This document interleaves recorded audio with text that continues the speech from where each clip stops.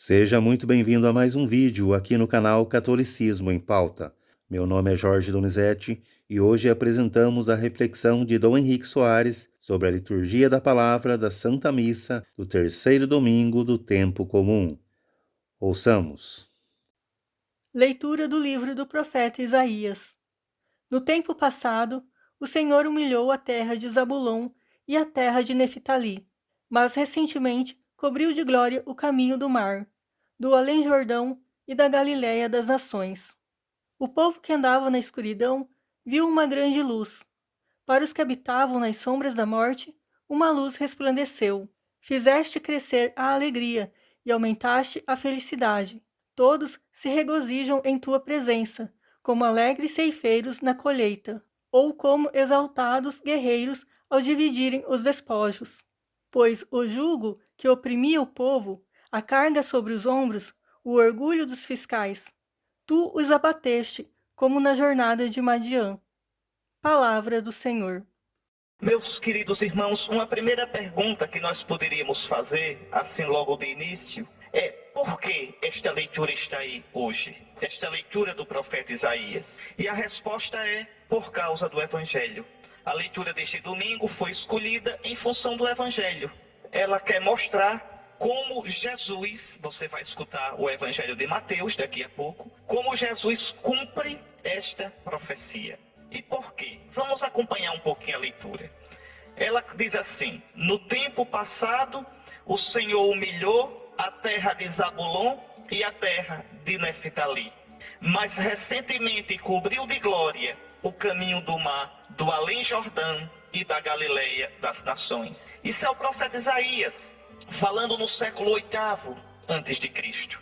Se você pegar o mapa da Terra Santa, dessa época de Isaías, você vai ver que lá, às margens do mar da Galileia, lembre que Jesus, durante os 3 anos do seu ministério, da sua vida pública, ele pregou ali às margens do mar da Galileia. Pois bem, no tempo do profeta Isaías, às margens do mar da Galileia estavam as tribos, um pouco ao norte, a tribo de Neftali, mais a oeste, a tribo de Zabulon, a tribo de Issacar e a tribo de Manassés.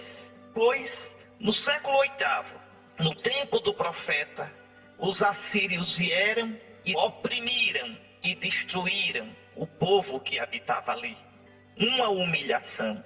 Pois bem, o profeta Isaías profetiza que um dia essa região será resgatada. Um dia, essa região que agora vivia na treva da bota assíria, da opressão assíria, seria libertada. E a libertação verdadeira estaria ligada à vinda do Messias. Então veja, no tempo passado, o Senhor humilhou a terra de Zabulon e a terra de Neftali. Basta pensar, por exemplo, quando lá pelo final do século VIII, lá pelo ano 732, os assírios transformaram aquela região em parte do Império Assírio. E 10 anos depois, em 722 a.C., os assírios levaram toda aquela região, todo aquele povo, embora para o exílio e destruíram para sempre o Reino do Norte. Então veja, no tempo passado, o Senhor humilhou a terra de Zabulon e a terra de Neftali, mas recentemente cobriu de glória o caminho do mar, do além-Jordão e da Galiléia das nações. Essa região aí, no tempo de Jesus, vai ser chamada de Galiléia. É a Galiléia, é onde Jesus viveu. Na Galiléia ficava Nazaré, fica ainda hoje. Na Galiléia fica Nazaré, fica Caná, na Galiléia fica Tiberíades, na Galiléia fica Cafarnaum. Então, a região onde Nosso Senhor pregou, imagine, no século VIII parecia o fim, parecia a destruição eterna, perene, para sempre. E o profeta anuncia, não, há uma esperança. Há uma esperança para essa região. E aí o profeta diz tão bonito. E lembre da primeira leitura da missa da noite do Natal. O povo que andava na escuridão viu uma grande luz. No século VIII, a escuridão. com Jesus a luz. Para os que habitavam nas sombras da morte, uma luz resplandeceu. Fizeste crescer a alegria e aumentaste a felicidade.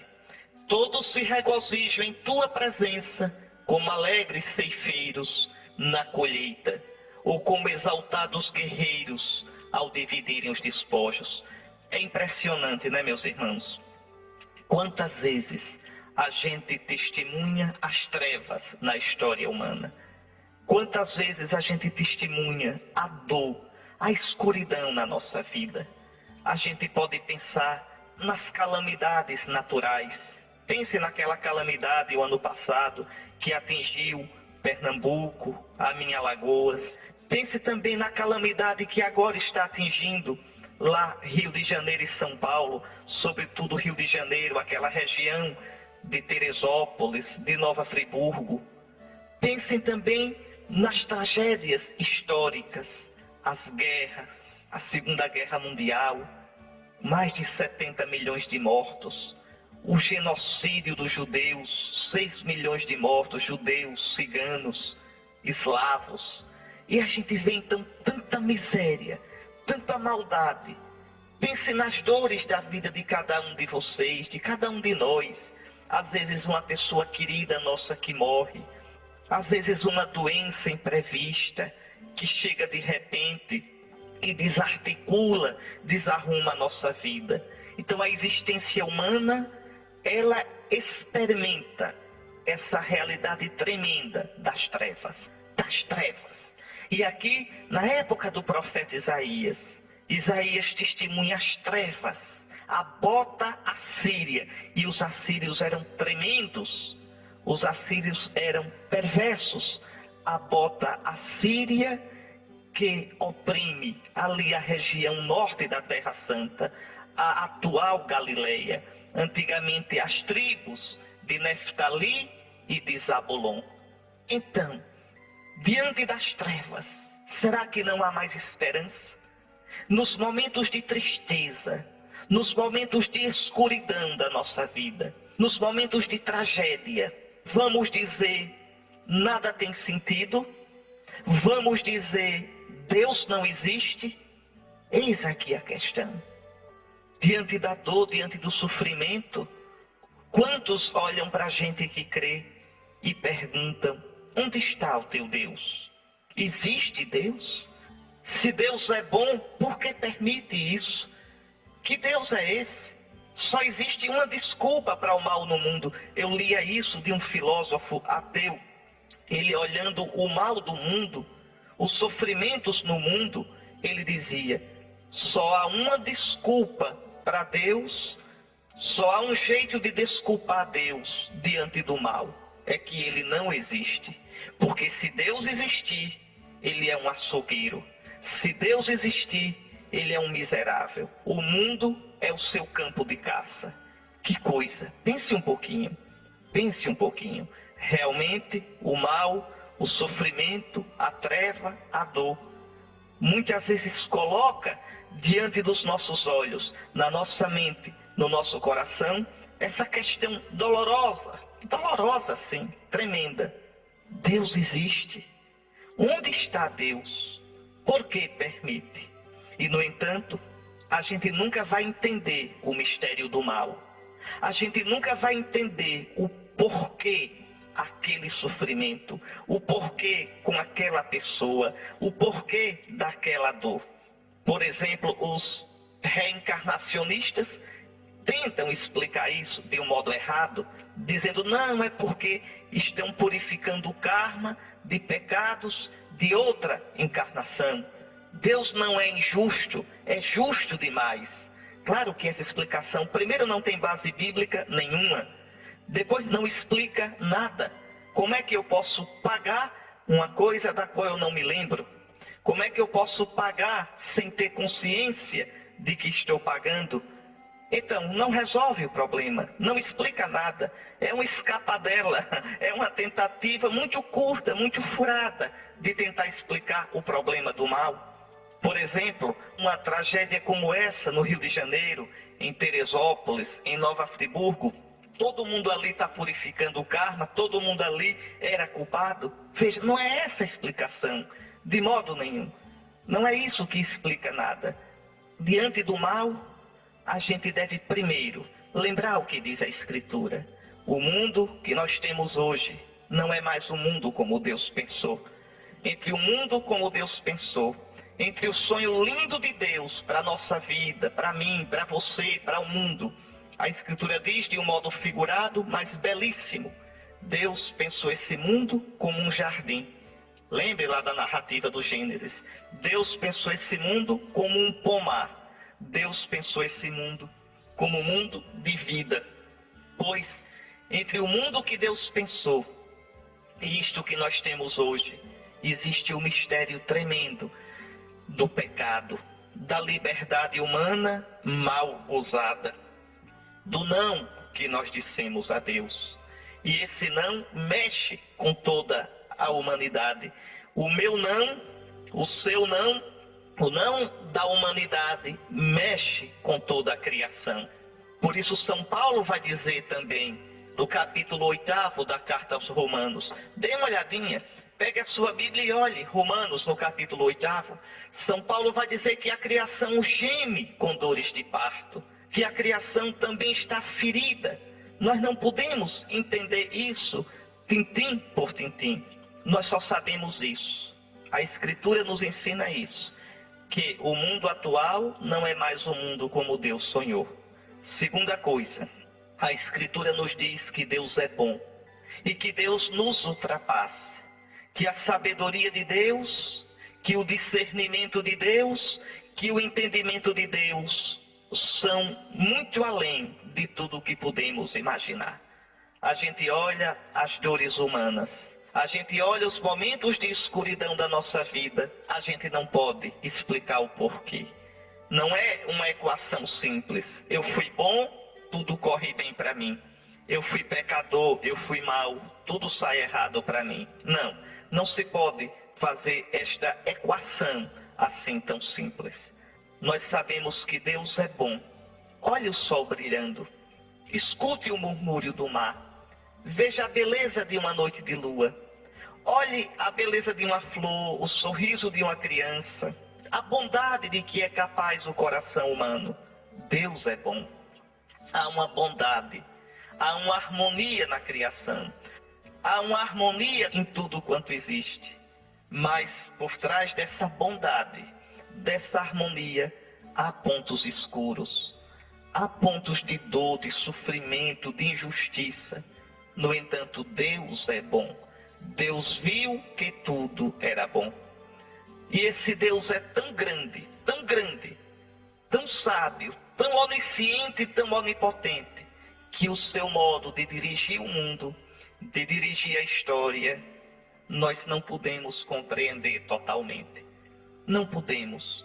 Nós não podemos entender os pontos negros de dor na história, na criação, como Isaías não podia entender totalmente a dor de Zabulon, de Neftali, da região da Galileia, quando os assírios crudelíssimos vieram oprimir aquela região.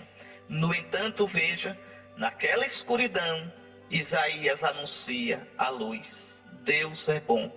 E quando a gente se abandona na bondade de Deus, quando a gente se entrega a Deus, quando a gente se coloca nas mãos de Deus, a gente mesmo na treva mais escura é capaz de experimentar essa bondade amorosa de Deus, que nos dá força, que nos faz ver que, seja na vida, seja na morte, somos preciosos diante de Deus, e o seu amor nos faz recomeçar. Depois, há ainda aqui uma coisa, há ainda um ponto, que no sofrimento, meu irmão, numa dor como aquela de Teresópolis, de Nova Friburgo, numa dor na sua vida, nessas dores, nessas injustiças da história humana, a gente não pode esquecer. Há ainda um ponto. E que ponto é, Dom Henrique? Eu lhe digo daqui a pouquinho. Vamos continuar aqui meditando nessa leitura, e eu lhe digo daqui a pouquinho que ponto é esse. O profeta então diz, vejam, o povo que andava na escuridão vi uma grande luz. Na noite do Natal, a igreja nos faz ouvir essa leitura. Que luz é essa? Para os que habitavam nas sombras da morte, uma luz resplandeceu.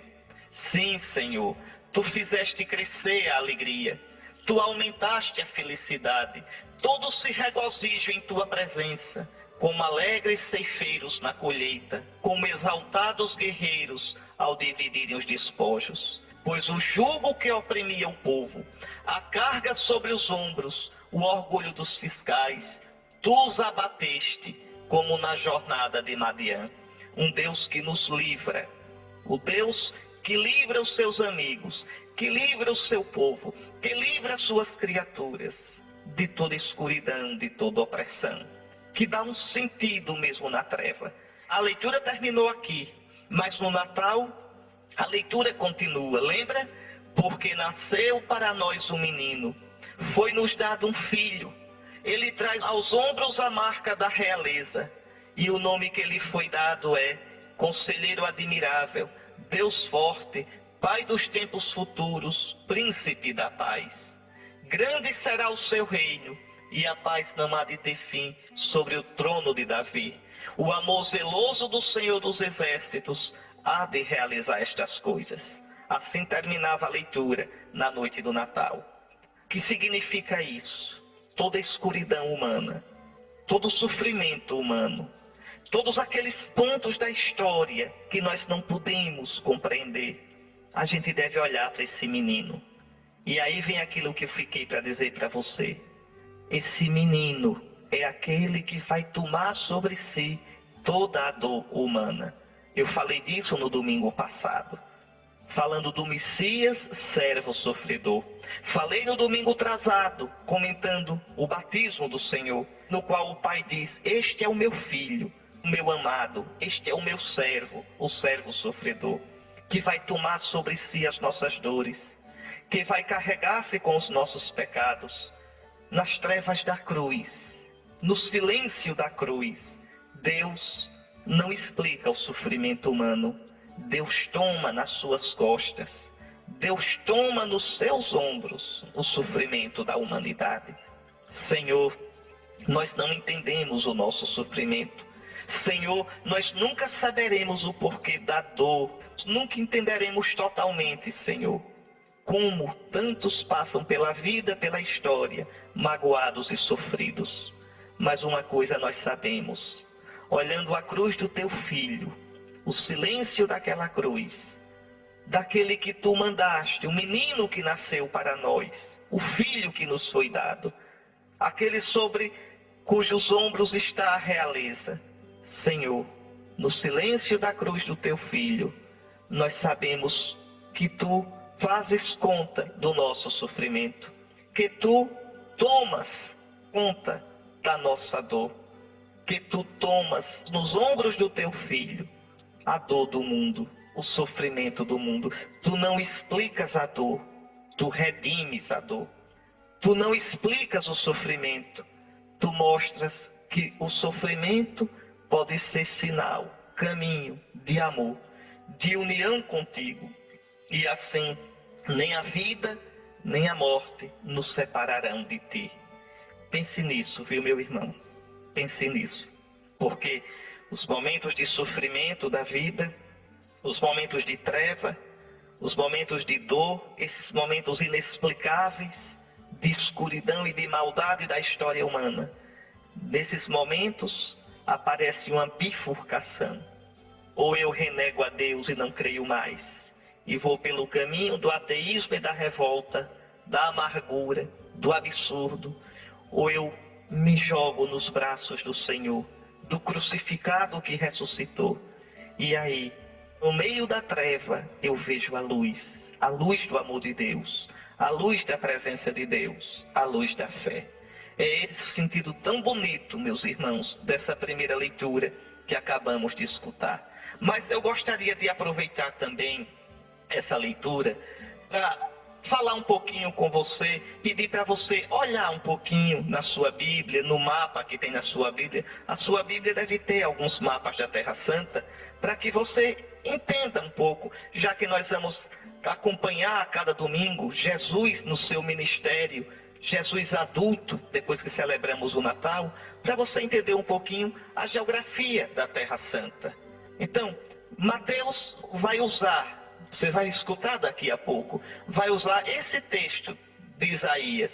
Ele vai usar no Evangelho. E por quê? Porque quis mostrar, como eu já disse, que Jesus indo morar em Cafarnaum. Cafarnaum fica às margens do mar da Galileia. Cafarnaum fica na região onde antigamente estava a tribo de Neftali. Por isso o texto fala Zabulon e Neftali. Pois Jesus indo morar em Cafarnaum, onde ficava a tribo de Neftali, vizinha à tribo de Zabulon, Jesus vai brilhar ali como luz. Então, no século VIII, treva. E agora chega Jesus, a luz. Pois, tome a sua Bíblia, procure no mapa da Terra Santa, antes do exílio de Babilônia. Procure ver onde ficavam as 12 tribos de Israel, sobretudo a tribo de Zabulon e a tribo de Neftali. E aí procure depois no mapa da Palestina do tempo de Jesus, onde fica Cafarnaum. E veja, fica às margens do mar da Galileia, na estrada, no caminho do mar. Cafarnaum ficava à beira-mar, na via mares, a estrada do mar da Galileia. Pois bem, aproveite para conhecer um pouquinho melhor a Terra Santa. Observe bem que o território ao norte da Terra Santa, esse território no tempo de Jesus se chamava, e se chama ainda hoje, Galileia. Aí Jesus pregou mais ou menos 3 anos. Observe o território no centro, é a Samaria. Então você tem ao norte a Galileia, você tem no centro a Samaria, e no sul você tem a Judeia, onde está Jerusalém, a capital de Israel. Recorde que os judeus no sul e os samaritanos no centro não se davam bem. No tempo de Jesus, os judeus habitavam na Galileia e na Judeia. Os galileus eram unidos aos judeus na religião, praticavam o culto lá no templo de Jerusalém. Quando Jesus ia para Jerusalém, tinha que passar pelo meio, pela Samaria. E os samaritanos não se davam com os judeus. Quando o pessoal da Galileia tinha que atravessar a Samaria para ir lá para o templo de Jerusalém, no sul, na Judeia, às vezes os samaritanos tratavam mal. Lembra do diálogo de Jesus com a samaritana? Dê uma olhadinha em João, o Evangelho de João. Olha João, capítulo 4, nos versículos 1 a 9, que você vai ver isso. Os judeus não se davam com os samaritanos, tá certo? Depois, uma outra coisa, localize também no mapa onde fica o mar da Galileia. Note que não é um mar, não, é um lago gigante, formado pelo Rio Jordão. Foi neste mar, que não é mar, é um lago, foi neste mar que Jesus pregou. Foi aí que Jesus acalmou a tempestade de vento. Foi aí que Jesus andou sobre as águas. Foi aí que Jesus fez o milagre da pesca abundante. Então, sempre que os evangelhos falam do mar, é deste lago que eles estão falando. É também conhecido como o mar de Tiberíades, como o lago de Tiberíades, como o lago de Genezaré, o mar de Genezaré. Então, dê uma olhadinha, aproveitando essa leitura, dê uma olhadinha para conhecer melhor a terra onde Deus andou, a Terra Santa, está certo? E lembre, fiquemos então com essa lição da primeira leitura de hoje. Mesmo a treva mais escura na nossa vida, na vida do mundo, não nos deve levar ao desespero, nem à descrença. Porque o povo que andava na treva pode ver a luz que é Jesus, a luz que brilha nas trevas. Mesmo as trevas para vós não são escuras, a noite resplandece como o dia. Muito bem, meus irmãos, fiquemos com o salmo da missa de hoje, o Salmo 26. O Senhor é a proteção da minha vida, o Senhor é a minha luz, é a minha salvação. De quem eu terei medo? A gente vai rezar daqui a pouquinho esse salmo. Então veja, Mesmo na treva, o Senhor é a minha luz, minha salvação. De quem eu terei medo? O Senhor é a proteção da minha vida. Perante quem eu tremerei? Eu sei que hei de ver a bondade do Senhor na terra dos viventes. Espera no Senhor, tem coragem. O Senhor é minha luz e salvação. O Senhor é a proteção da minha vida. O Senhor é minha luz e salvação. De quem eu terei medo? O Senhor é a proteção da minha vida. Perante quem eu tremerei? Ao Senhor eu peço apenas uma coisa, e é só isto que eu desejo: habitar no santuário do Senhor por toda a minha vida, saborear a suavidade do Senhor e contemplá-lo no seu templo. Sei que a bondade do Senhor eu hei de ver na terra dos viventes. Espera no Senhor e tem coragem. Espera no Senhor. Leitura da primeira carta de São Paulo aos Coríntios. Irmãos, eu vos exorto pelo nome do Senhor nosso, Jesus Cristo, a que sejais todos concordes uns com os outros, e não admitais divisões entre vós. Pelo contrário, sede bem unidos e concordes no pensar e no falar. Com efeito, pessoas da família de Cloé informaram-me a vosso respeito, meus irmãos, que está havendo contendas entre vós. Digo isto porque cada um de vós afirma: eu sou de Paulo, ou eu sou de Apolo, ou eu sou de Cefas, ou eu sou de Cristo. Será que Cristo está dividido? Acaso Paulo é que foi crucificado por amor de vós? Ou é no nome de Paulo que fostes batizados? De fato, Cristo não me enviou para batizar, mas para pregar a boa nova da salvação, sem me valer dos recursos da oratória, para não privar a cruz de Cristo da sua força própria. Palavra do Senhor. Meus queridos irmãos, lembrem, nós estamos continuando a escuta da primeira epístola de São Paulo aos Coríntios.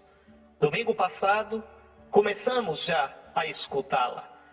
Durante todos esses domingos agora, nós vamos ouvir as principais passagens dessa primeira carta de São Paulo aos Coríntios. Até começar a quaresma, na segunda leitura da missa, é a primeira carta de São Paulo aos Coríntios que escutamos. E o que nos diz essa palavra que acabamos de ouvir? Observe que São Paulo está preocupado com as divisões na igreja de Corinto. Os coríntios eram particularmente sensíveis, tinham a tendência para a divisão.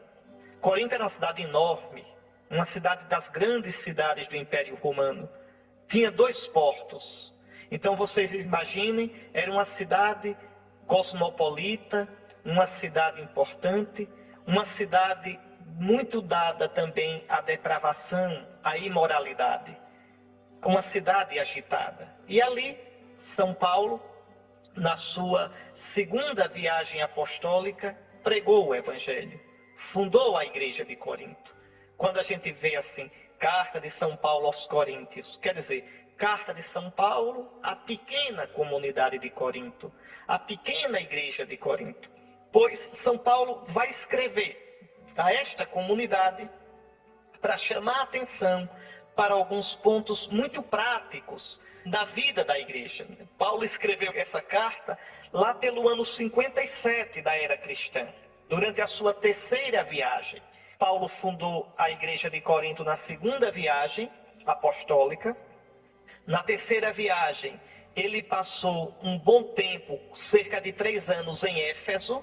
Você pode olhar lá, Atos 19, versículo 1, até o capítulo 20. Pode olhar. É Paulo em Éfeso. E ali, ele teve notícias de divisões na comunidade de Corinto, de escândalos, e escreveu várias cartas a essa comunidade. O principal motivo mesmo está aí na leitura de hoje. São Paulo diz que alguns da casa de Cloé deram notícias a ele, Paulo, das divisões na igreja de Corinto. Então, Paulo vai tratar de várias questões muito sérias naquela comunidade. Primeiro, a necessidade de vencer os partidos, as divisões na igreja, levando a sério que Cristo é um só, E se Cristo é um só, ele não pode estar dividido. E se a igreja é o corpo de Cristo, ela está unida, una, porque Cristo é um. Dividir a igreja é dividir Cristo. E isso vale, hein, meus irmãos, isso vale para nós hoje. Isso vale para a sua paróquia. Isso vale para a sua comunidade, para o seu grupo. Pode olhar nessa carta, dos capítulos 1 ao 4, São Paulo vai tratar das divisões na igreja de Corinto. Depois ele vai tratar de alguns problemas bem concretos.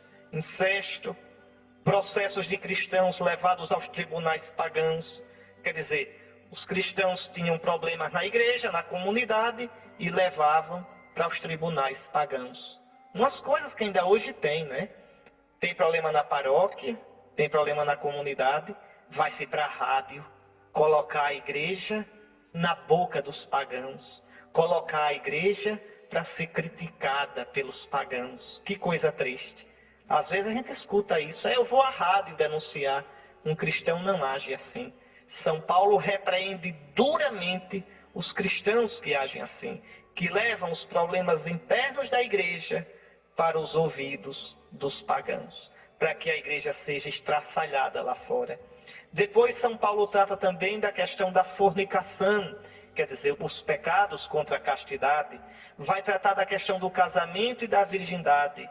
E a questão também de comer ou não comer carnes de animais que estavam no açougue para vender, mas que tinham sido sacrificados aos ídolos. Isso vocês podem ver nos capítulos 5 ao 10 dessa primeira carta aos Coríntios.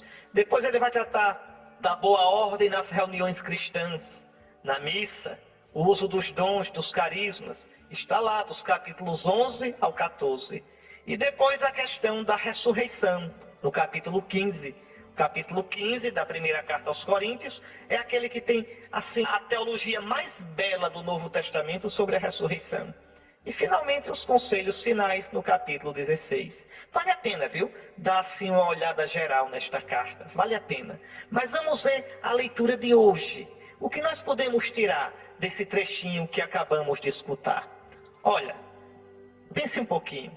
O reino que Jesus veio trazer, o reino que Jesus, com a sua missão na terra, veio implantar, ele se realiza concretamente na igreja.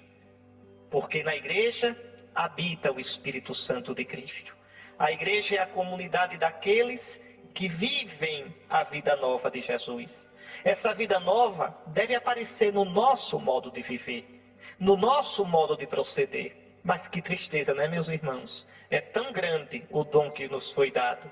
É tão grande a nossa vocação. E por outro lado, nós temos as nossas fraquezas. E essas fraquezas não são de hoje, não. Está aí já, no século I, está aí, com os apóstolos vivos, essa divisão na igreja de Corinto. Pois bem, São Paulo reclama dessas divisões. A igreja que deveria ser o lugar da concórdia, o lugar do amor fraterno, o lugar onde se vivem os frutos do Espírito. E quais são os frutos do Espírito? Dê uma olhadinha aí na carta aos Gálatas, capítulo 5, versículos 13 a 26. Gálatas 5, versículos 13 a 26. Bondade, mansidão, benignidade, paz, alegria, são os frutos do Espírito. E, no entanto, nós temos aqui confusão. Os coríntios, com essa mania triste, São Paulo diz: irmãos, eu vos exorto, pelo nome do Senhor nosso Jesus Cristo, a que sejais todos concordes uns com os outros, e não admitais divisões entre vós. Enquanto São Paulo diz isso, é porque o pau estava comendo na igreja de Corinto. Não havia união. E aí São Paulo diz: com efeito, pessoas da família de Cloé informaram-me a vosso respeito, meus irmãos, que está havendo contendas, quer dizer, brigas, disputas, divisões, arengas entre vós. Aqui uma coisa, o que são essas pessoas da família de Cloé? Essa tradução não é boa. Na verdade, não são pessoas da família de Cloé, são pessoas da casa de Cloé. E o que é essa casa de Cloé? É que os cristãos não tinham igrejas, não tinham templos. Onde os cristãos se reuniam? Nas casas. Então, Se reuniam para celebrar a missa na casa de A, na casa de B, pegavam as casas melhores, umas casas onde tivesse mais espaço, mais ambiente para se celebrar a Eucaristia, e ali se reuniam todo domingo. Então, são pessoas que se reuniam na casa de Cloé, o grupo que se reunia na casa de Cloé, que vem reclamar, dá notícias em Éfeso a São Paulo, dá notícias das divisões que havia na igreja de Corinto. Com efeito, pessoas da casa de Cloé, então, com efeito, pessoas que se reúnem na casa de Cloé para a missa dominical, deram notícia de que está havendo divisão entre vós. Digo isso porque cada um de vós afirma: eu sou de Paulo, eu sou de Apolo, eu sou de Cefas, eu sou de Cristo. Que vergonha! Que vergonha! Todos somos de Cristo. Essa mania de fã-clube. Minha gente, a nossa fé não é no padre, não é no bispo. A nossa fé é em Cristo. O bispo, o padre, o diácono são apenas ministros que devem nos levar a Cristo, que devem ser sinais de Cristo para nós. Seja amigo de Cristo, não amigo do padre. O respeito, o carinho pelo padre, o respeito, o carinho pelo bispo devem ser por causa de Cristo e não por motivos humanos.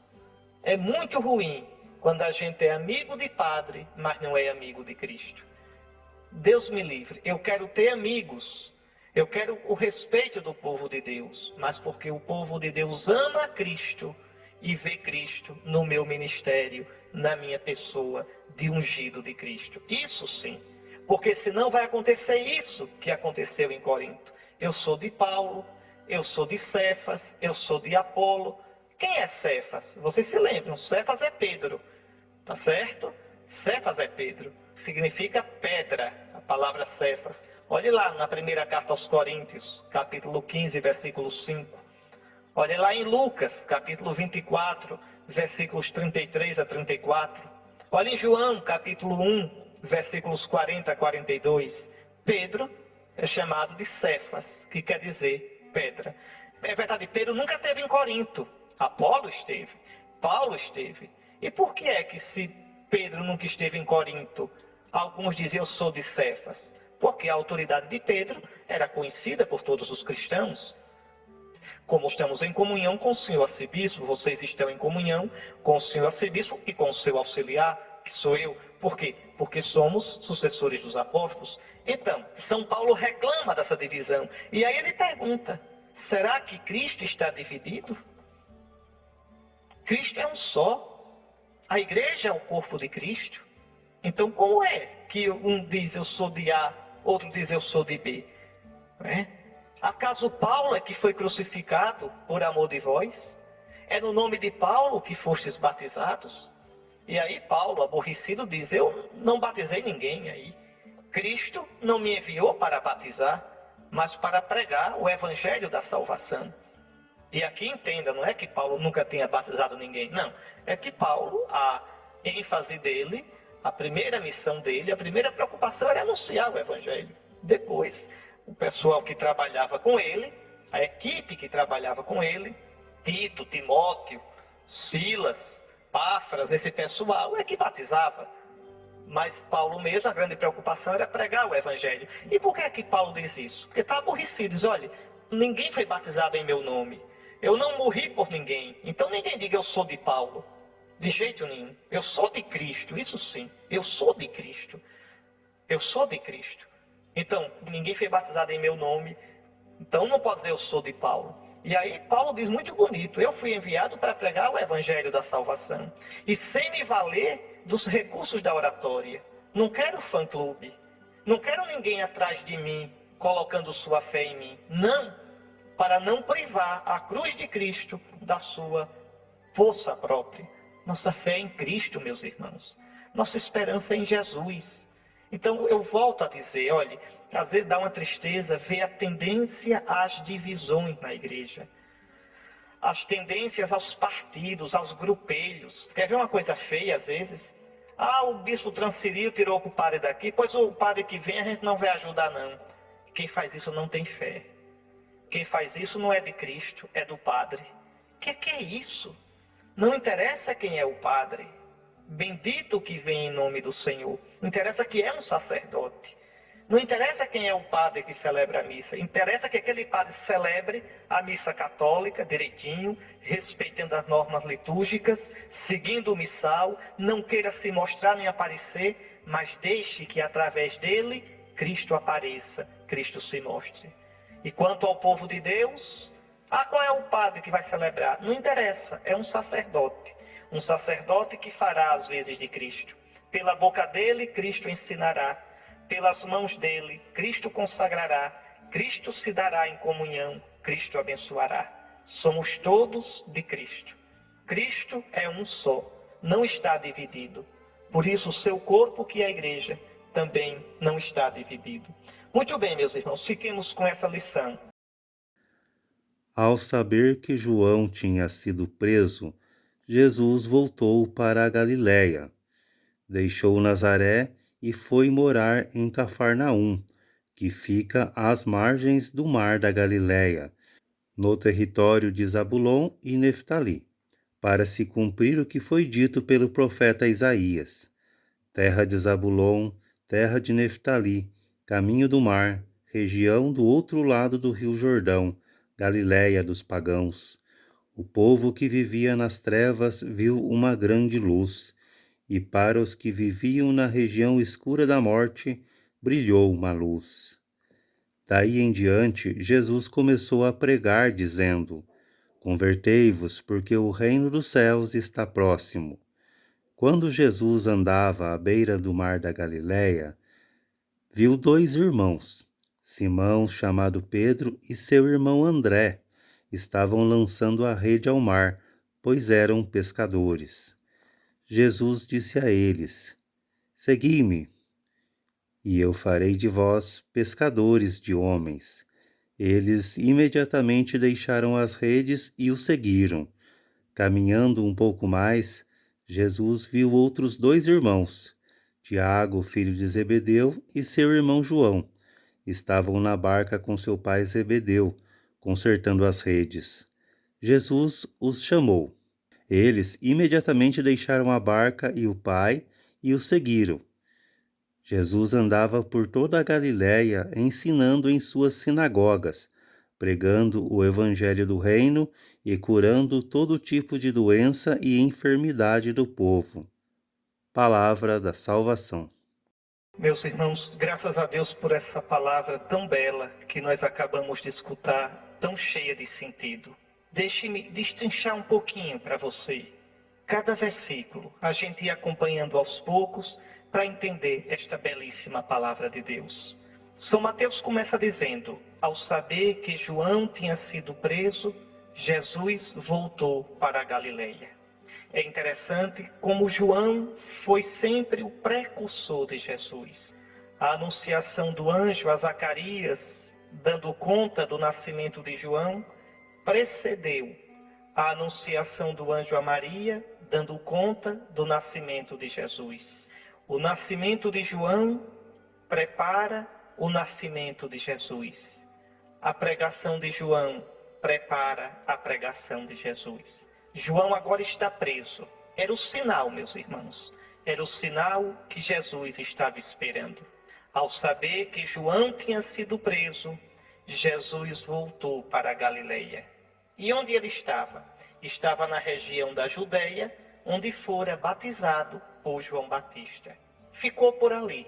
Lembre, ele deixa a companhia de João logo após o batismo e vai para o deserto. Adentra-se no deserto, onde foi tentado por Satanás, onde combateu Satanás. Agora, ao saber que João tinha sido preso, Jesus volta para a Galileia, mas não volta para Nazaré, vai para Cafarnaum. Cafarnaum é onde mora Pedro, é onde mora Tiago, João, André. Cafarnaum fica à beira-mar. Ainda hoje existem as ruínas de Cafarnaum. Por que Jesus vai para Cafarnaum? É um centro maior.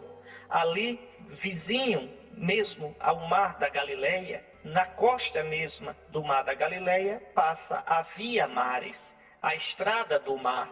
As pessoas que vêm do Egito, no sul, subindo para a Síria, para Damasco, no norte, passam por ali, geralmente.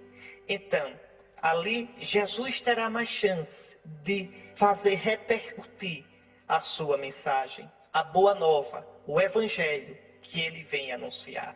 Nazaré, se ele ficasse lá, seria um centro tão acanhadozinho, tão pequenininho. Jesus então vai morar em Cafarnaum, que fica, o evangelho mesmo diz, às margens do mar da Galileia, no território de Zabulon e Neftali. Como eu já expliquei na primeira leitura de hoje, ali onde está Cafarnaum, era antigamente, quando as tribos foram divididas, lá no século 11, 10 a.C., ali ficava a região da tribo de Zabulon e da tribo de Neftali. Pois bem, Mateus vê aí a profecia de Isaías se cumprindo. O que dizia a profecia? Terra de Zabulon, terra de Neftali, caminho do mar, região do outro lado do rio Jordão, Galileia dos pagãos. O povo que vivia nas trevas viu uma grande luz, e para os que viviam na região escura da morte, brilhou uma luz. Mateus então pega este oráculo de Isaías. Eu já expliquei na primeira leitura que diante da opressão assíria estava desanimada lá aquela região, e Isaías anuncia que um dia o povo seria liberto. Um dia Deus haveria de fazer brilhar sua luz quando viesse o Messias. Uma luz muito maior do que aquilo que o povo imaginava. Porque não é uma luz simplesmente que nos liberta dos assírios, ou dos babilônios, ou dos romanos, ou dos gregos. Não. É a luz, é o Messias que nos liberta do pecado, de uma vida vazia, de uma vida sem sentido. A libertação que nosso Senhor Jesus Cristo nos traz, meus irmãos, não é uma libertação qualquer. Não é uma libertação simplesmente social, ou econômica, ou de cura física. Tudo isso ainda é pouco. Essas libertações são tão fugazes, tão parciais, tão incompletas, tão passageiras. O homem é liberto de verdade quando ele descobre o sentido da vida. O homem é liberto de verdade quando ele descobre que foi criado para Deus, por um amor eterno, que o acolhe, que é providente, que o ama absolutamente, o ama incondicionalmente. Aí sim, o homem é livre, o homem é feliz. É esta libertação que Jesus vem trazer. É esta luz que vai brilhar em Jesus Cristo. Agora aqui, eu queria chamar também a sua atenção para uma coisa interessante e muito importante. Veja, Jesus, voltando para a Galileia, não vai mais morar em Nazaré. Vai morar em Cafarnaum. Uma coisa tão simples. Entre Cafarnaum e Nazaré não havia uma distância muito grande. Não havia uma distância muito grande. Jesus então vai morar em Cafarnaum. E nessa coisa tão simples, Mateus vê uma realidade tão grande. Está se cumprindo a Escritura. Uma luz brilhou para o povo que andava nas trevas. Eu queria dizer a você, viu, meu irmão, minha irmã, escute. Aprendamos a ver nas coisas pequenas a providência de Deus. Aprendamos aquilo que os focolarinos gostam de cantar. Em tudo que me acontece, encontro o teu amor. Isso mesmo. Por trás dos acontecimentos, às vezes pequenos, às vezes banais, existe um desígnio de Deus. Existe uma providência de Deus. Mateus, inspirado pelo Espírito Santo, nos desvela isso. Que Jesus, indo morar em Cafarnaum, está cumprindo a Escritura. Pois bem, aprendamos a ver nas coisas da nossa vida a presença do Senhor. E aí, Mateus continua. Vamos para o versículo 17. Daí em diante, Jesus começou a pregar dizendo: Convertei-vos, porque o reino dos céus está próximo.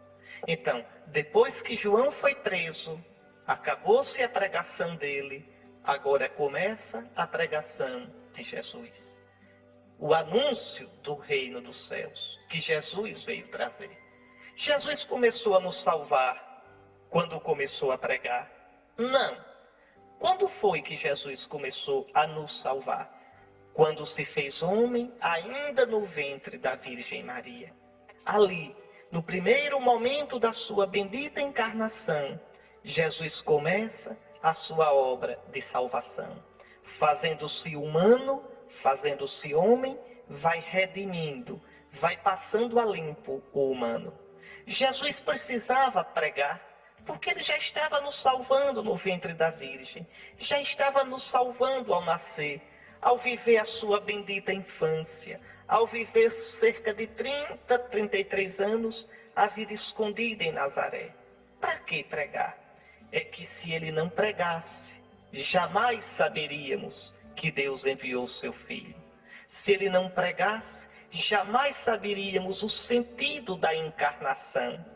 Se ele não pregasse, jamais poderíamos responder ao apelo que no seu Filho Jesus, o Verbo, o pensamento, a palavra do Pai, é isso que significa Logos, Verbo, como João diz, o Verbo se fez carne. Pois bem, jamais conheceríamos esta bondade de Deus e jamais teríamos como responder com a nossa vida, com o sim da nossa conversão. Então Jesus, agora que João foi preso, agora que termina a pregação de João, Jesus começou a pregar. E qual é a pregação de Jesus? Tanto São Marcos quanto São Mateus resumem maravilhosamente essa pregação. Convertei-vos, porque o reino dos céus está próximo. Então, o anúncio de Jesus é esse: o reino dos céus está próximo. Deixe-me fazer uma observação. O certo é dizer reino de Deus ou reino dos céus? Qual é a diferença? Nenhuma. É São Mateus que usa essa expressão reino dos céus. E usa por respeito. Mateus é judeu, e judeu piedoso. E vários judeus, ainda hoje, evitam pronunciar a palavra Deus. Ao invés de pronunciar Deus, eles pronunciam céus, por respeito. Nunca dizem os judeus o nome Javé, dizem Adonai, que quer dizer Senhor. Então, ao invés de dizer Javé, dizem Senhor. E ao invés de dizer Deus, dizem céus. É uma corrente do judaísmo que faz isso. E qual o sentido disso? Exprimir todo o respeito, exprimir toda a adoração diante de Deus. Para os judeus, dizer o nome é como pegar a pessoa. Dizer o nome é como aprisionar, dizer eu te conheço, eu esquadrinho, eu sei quem tu és. E Deus sempre escapa de nós. Quem pode conhecer a Deus de verdade? Quem pode compreender o modo de agir de Deus? É por isso que os judeus evitam dizer o nome de Deus. E eu já disse aqui várias vezes, vou repetir. É por isso que também existe uma norma cristã, uma norma na liturgia cristã, que muitas vezes é desrespeitada. Não se pronuncia o nome Javé durante as orações litúrgicas da igreja. Nem nos cânticos, nem nas leituras, nem nas orações se pronuncia o santo nome de Deus. Isso é norma cristã antiquíssima. E recentemente, há uns 4 anos, a Santa Sé lembrou aos bispos todinhos para vigiar sobre isso. Então, é um sinal de respeito. Mesmo que em Jesus Deus mostre o seu rosto, mesmo que em Jesus Deus nos ensine a chamá-lo de Abba, papai, ele continua o Deus grande, o Deus santo, o Deus misterioso, o Deus com o qual não se pode brincar. Então, é por isso que onde Lucas, Marcos dizem reino de Deus, Mateus, por respeito, diz reino dos céus. Então, qual é a pregação de Jesus? O reino dos céus está próximo. Quer dizer, o reino dos céus aproximou-se de vós. O reino de Deus chegou para vós. Como chegou? Chegou em Jesus. Em Jesus, o Filho amado, o Filho bendito, Deus está reinando. Primeiro reinando na vida de Jesus. Lembrem, Jesus ao entrar no mundo diz, eu vim, ó Pai, para fazer a tua vontade. Então, o Pai reina na vida de Jesus. E todo aquele que acolher a pregação de Jesus, todo aquele que seguir Jesus, vai deixar que Deus reine na sua vida. Com Jesus, o reino de Deus entra na vida da gente, o reinado de Deus. E aí a gente descobre que Deus é Pai, Pai de Jesus, que se torna nosso Pai, porque Jesus nos dá o seu espírito de filho. Se a gente descobre, se a gente experimenta que Deus é nosso Pai em Jesus, a gente descobre que é irmão uns dos outros. A gente descobre, então, uma nova relação com os outros. A gente descobre o nosso valor e o valor dos irmãos e o valor da criação toda. É isso que Jesus veio trazer e vai consumar, vai selar, vai alcançar com a sua morte e ressurreição, cujo fruto é o dom do Espírito Santo. O Espírito de amor, o Espírito que vai plantar no nosso coração esse reinado de Deus. Ora, então Jesus traz o reino de Deus, o reinado de Deus. Mas para que esse reinado aconteça na minha vida, na sua vida, é preciso a conversão. E por quê? Porque eu já tenho um rei na minha vida, eu mesmo. Você já tem um rei na sua vida, você. O seu capricho, a sua vontade, o seu desejo de fazer da vida o que quer, como se a vida fosse sua, como se a minha vida fosse minha. Viver dando as costas para Deus.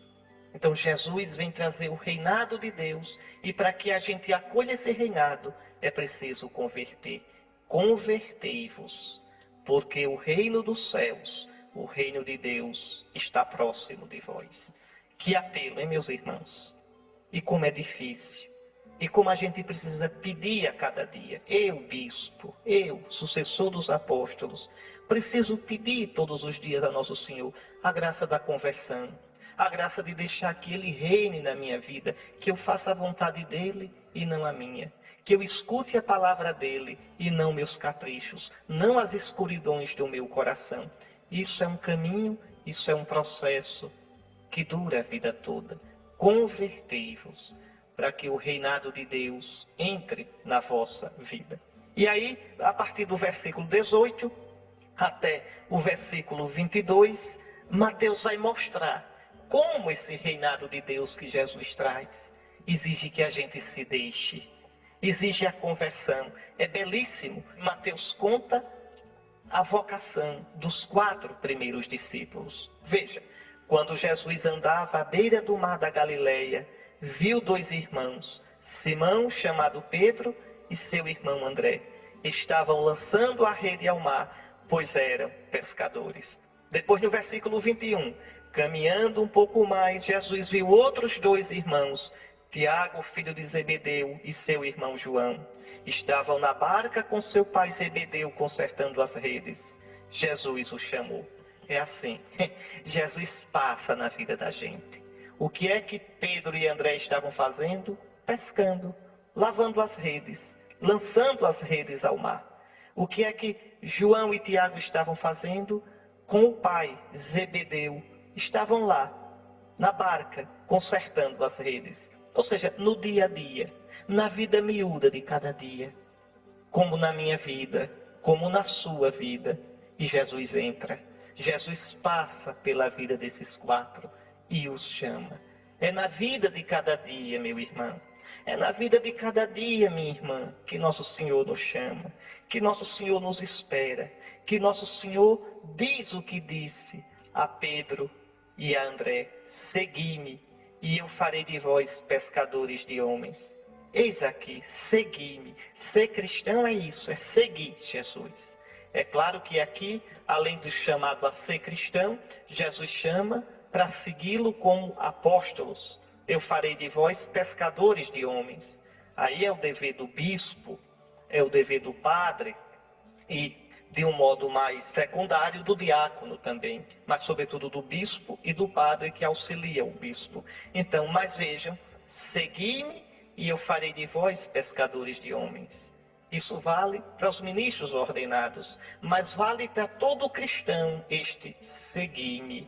Se alguém quer ser meu discípulo, que ele me siga. Se alguém me ama, que ele me siga. E onde eu estarei, estará o meu servo. Jesus passa na sua praia e chama você. Chama você onde você estiver. Chama você na situação na qual você se encontrar. Pode ser no momento de alegria, pode ser na tristeza, pode ser no momento de vitória, de glória, pode ser no momento de derrota, de angústia, de fracasso. Segui-me, segui-me. E o que é que aqueles 4 fazem? O que eles fazem? Olha o versículo 20. O que Pedro e André fazem? Eles imediatamente deixaram as redes e o seguiram. E o que é que João e Tiago fazem? Eles imediatamente deixaram a barca e o pai e o seguiram. Vejam, imediatamente. É assim que o reino acontece. Quando eu tenho coragem de imediatamente deixar aquilo que eu amo. João e Tiago deixam o pai Zebedeu.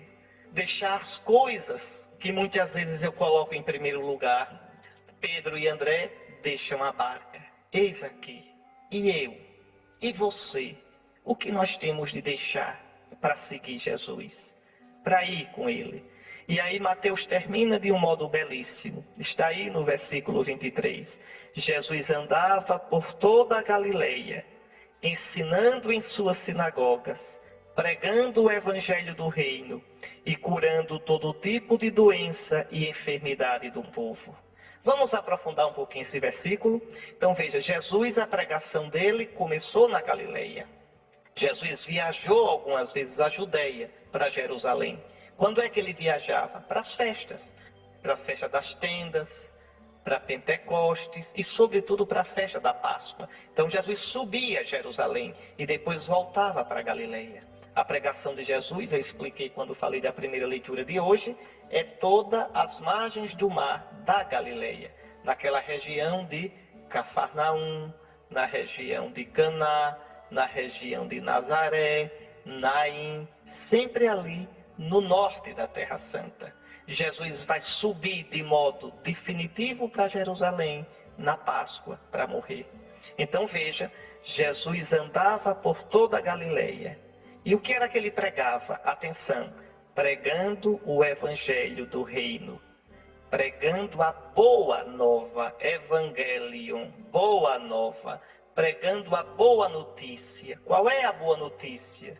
Que com ele o reinado de Deus chegou. É o que o profeta Isaías tinha anunciado. É belíssimo. Se você quiser dar uma olhadinha, pegue o capítulo 52 do profeta Isaías, o versículo 7. Escute só.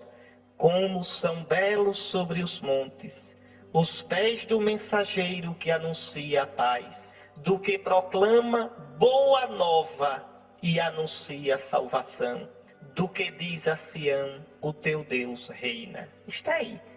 Como são belos sobre os montes os pés do mensageiro.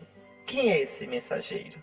É o nosso Jesus, que anuncia a paz, porque ele vem trazer o shalom, ele vem trazer a reconciliação entre a humanidade e Deus. Eu vos deixo a paz, a minha paz eu vos dou. O castigo que nos dá a paz caiu sobre ele, pelas suas chagas nós somos curados. Que coisa linda! Por isso, depois da sua morte e ressurreição, ele vai dizer, a paz esteja convosco. Então, como são belos sobre os montes os pés do mensageiro que anuncia a paz, que proclama boas novas, quer dizer, que proclama evangelhos, que proclama o evangelho. Em grego, boa nova é evangelho, evangelho, que anuncia a salvação. Então, é a boa nova da salvação. E qual é essa boa nova?